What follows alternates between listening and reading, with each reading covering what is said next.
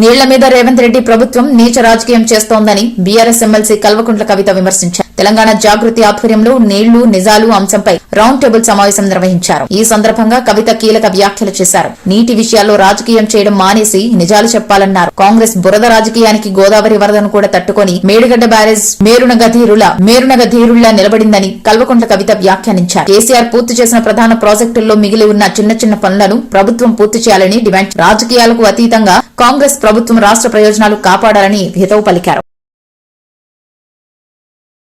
వేసుకుంటే తెలంగాణ పొలాలకు తాకకుండా ఉమ్మడి రాష్ట్రంలో 60 ఏళ్లు గలగల గోదావరి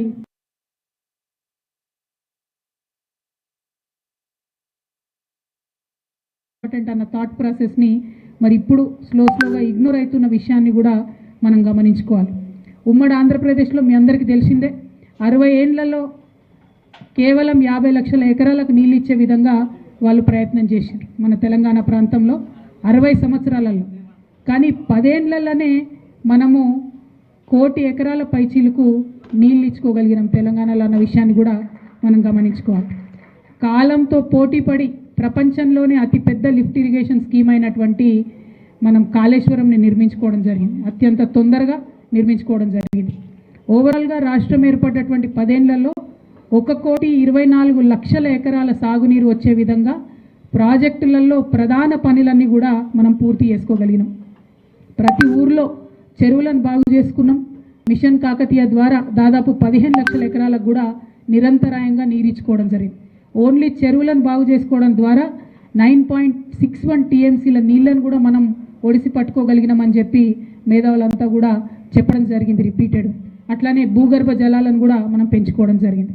మరి వీటన్నిటికీ సాక్ష్యం ఏంది, టాంజిబుల్ ఏంటిది ఆన్సర్ అని అంటే తెలంగాణ రాష్ట్రం ఏర్పడక ముందు 68 లక్షల టన్నుల వరి పంట వండితే మొన్న 2022-23లో అంటే తెలంగాణ ఏర్పడి 10 ఏళ్ళు మనం నీటిని మన పొలాలకు మళ్లించుకున్న తర్వాత పండినటువంటి పంట 1,68,00,000 టన్నుల ధాన్యం. ఇండియాలో నంబర్ 1 రాష్ట్రంగా ధాన్యం పండించే రాష్ట్రంలో తెలంగాణ ఎదగడం, ఇది మనం సాధించుకున్నటువంటి టాంజిబుల్ రిజల్ట్. అదేవిధంగా మత్స్య వనరులు కూడా పెరిగినాయి చాలా విపరీతంగా. 7,000 కోట్ల వరకు కూడా మత్స్య సంపద పెరిగినటువంటి విషయాన్ని కూడా మనం గమనించుకోవాలి. మరి ఒక్కొక్క జిల్లా పరంగా చూస్తే, ఎందుకంటే ఇవాళ ఒక రకమైన పొలిటికల్ వాతావరణం ఏర్పడ్డది. 10 ఏళ్లలో అసలు ఏమీ జరగనే లేదు. మనం ఎవరం కూడా ఉద్యమంలో నీటి కోసం తపన పడ్డ వాళ్ళం ఏం పనే చేయలేదు అన్నటువంటిగా ఆరోపణలు వస్తున్న సందర్భంలో ఆదిలాబాద్ జిల్లా చూసుకుంటే తెలంగాణ రాకముందు కేవలం 1,39,000 ఎకరాలలో సాగు జరిగేది. తెలంగాణ వచ్చినాక 2022-23 సంవత్సరానికి 8 లక్షల ఎకరాల్లో సాగు చేసుకునే పరిస్థితికి ఎదిగినాం. నిజామాబాద్ జిల్లా, మా జిల్లా 4,28,000 ఎకరాల సాగు అవుతుండే ఇది వరకు. మొన్న 22-23లో 10,25,000 ఎకరాలు సాగు అవుతున్నది.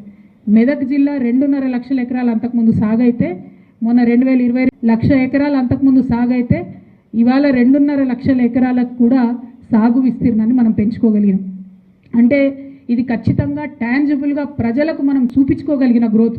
తెలంగాణ వస్తే ఏమొచ్చిందంటే తెలంగాణ 1 కోటి ఎకరాల మాగాణం అయిందని, తెలంగాణ కోసం రక్తం స్వేదం పెట్టి కొట్లాడి పనిచేసినటువంటి మనందరం కూడా ఒక తృప్తితోని ఇవాళ ప్రజలకు చెప్పుకోగలిగినటువంటి విషయం ఇదే అని మనం గమనించుకోవాలి. మనకు ప్రకృతి వరం ఇచ్చింది. తెలంగాణలో భారతదేశంలోనే 2వ అతి